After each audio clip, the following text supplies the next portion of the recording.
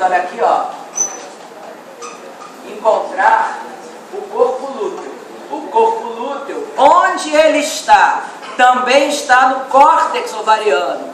Então, viu o corpo lúteo? O corpo lúteo é uma estrutura do córtex ovariano, tá? Já que o folículo que deu origem a ele estava no córtex, né? Ele também se forma no córtex, muito maior do que o folículo terciário, tudo bem, mas ele está no córtex. Então, olha aqui, ó, se a gente passear, vamos dar a volta aqui, olha, no corpo lúteo.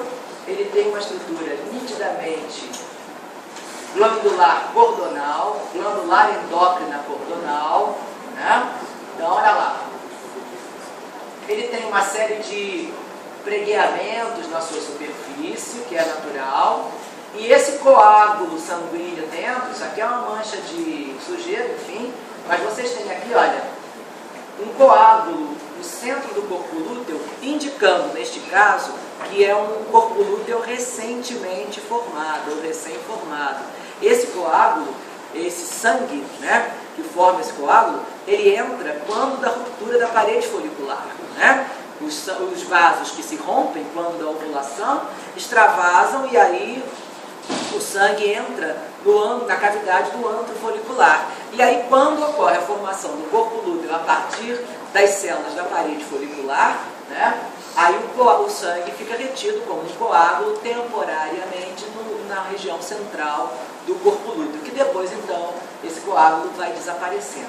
Mas esse coágulo vivo desse jeito aí é indicativo de um corpo lúteo recém-formado. Tá? Pessoal, o corpo lúteo, vamos ver aqui numa área boa.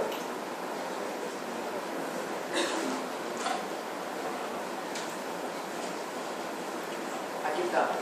Primeira coisa a perceber é que o corpo lúteo, ele é, como já vem dizendo, uma glândula endócrina cordonal. Então, suas células estão dispostas em cordões. E são dois tipos celulares que vocês vão encontrar no corpo lúteo, que, por sinal, é bastante vascularizado, tem muitos capilares fenestrados, formados por entre os cordões de células. E aí, no corpo lúteo, nós vamos ver dois tipos celulares provenientes da parede do folículo que ovulou, né? E que, então, foram transformadas nestes tipos celulares por obra e graça do LH hipofisário. Tá? O predomínio, né, as células predominantes do corpo lúteo são essas grandes células poligonais, palidamente coradas, com núcleo central, que são denominadas, atenção, como células granuloso-luteínicas. Por quê? Porque elas são derivadas das células da camada granulosa do folículo que ovulou. Tá? As células granuloso-luteínicas, ou simplesmente células luteínicas, né? Mas o termo granuloso-luteínicas dá uma ideia da origem, né? São as células predominantes na estrutura do corpo lúteo, que formam a maior parte dos cordões, né? São células palidamente coradas, de núcleo central, eventualmente vacuolizadas, a se tornarem mais vacuolizadas à medida em que intensificam a produção de progesterona, que é o hormônio produzido por essas células, né? E que formam, então, a maior parte dos cordões anastomosados irregularmente na estrutura do corpo lúteo. Tá? O outro tipo celular é menor, olha aqui, ó, e forma esses cordõezinhos menores, né, na periferia do corpo lúteo. Tá? Essas células menores, né, e mais intensamente coradas, presentes na periferia do corpo lúteo, também ricamente vascularizada, como a gente pode ver, são as células tecoluteínicas. Então, de onde elas vieram?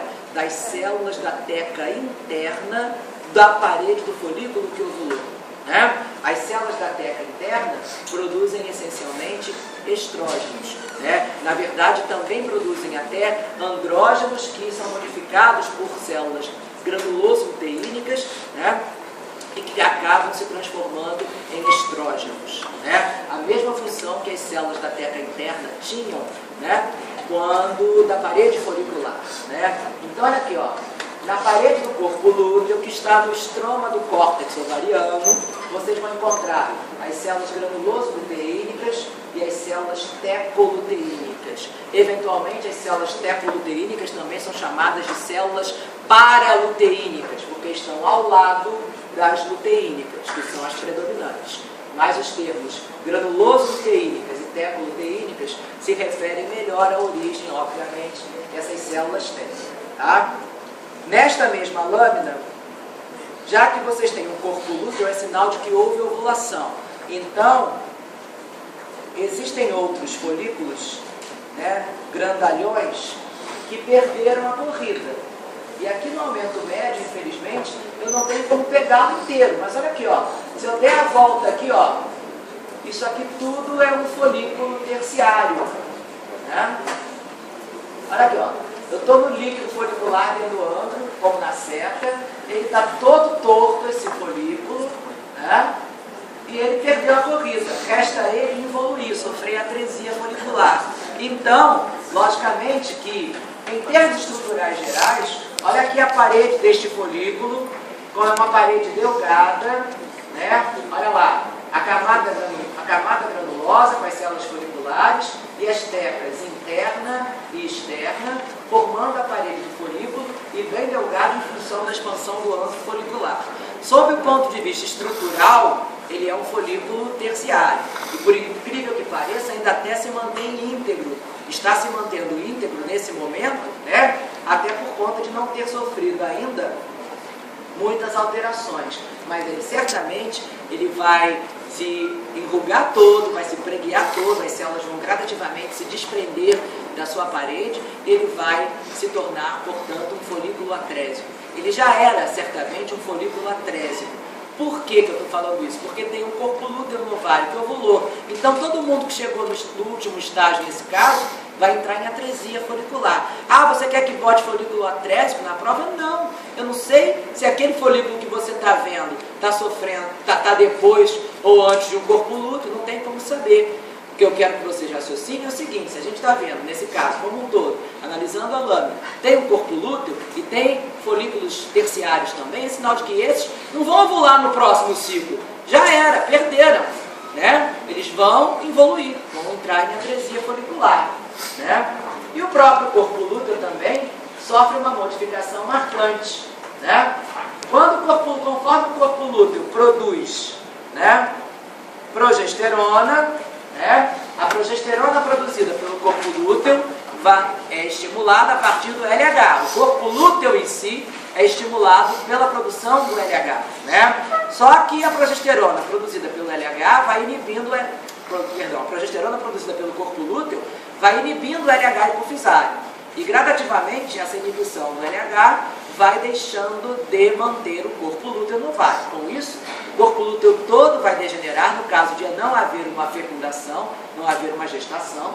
O corpo lúteo, sem a influência do LH hipofisário, ele degenera, sofre luteólise, né? Há uma regressão generalizada do corpo lúteo, invasão de macrófagos, enfim, que degradam todo o corpo lúteo, e no lugar do corpo lúteo vai surgir uma imensa cicatriz de tecido conjuntivo denso, fibroso, né?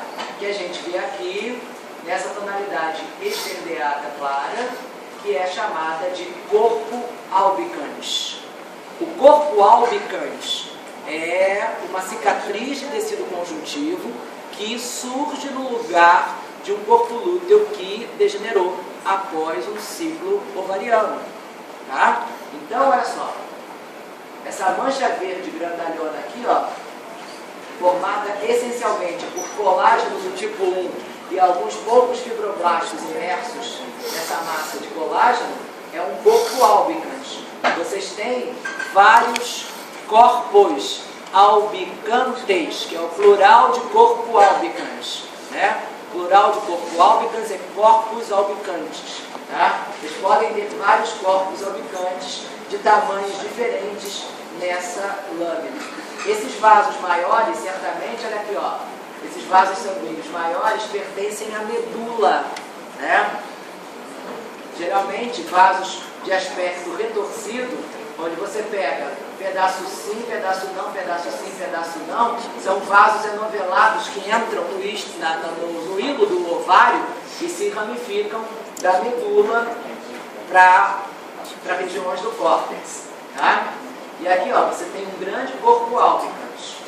Você tem corpo álbicans e corpo lúteo na lâmina número 6 e na lâmina número 4.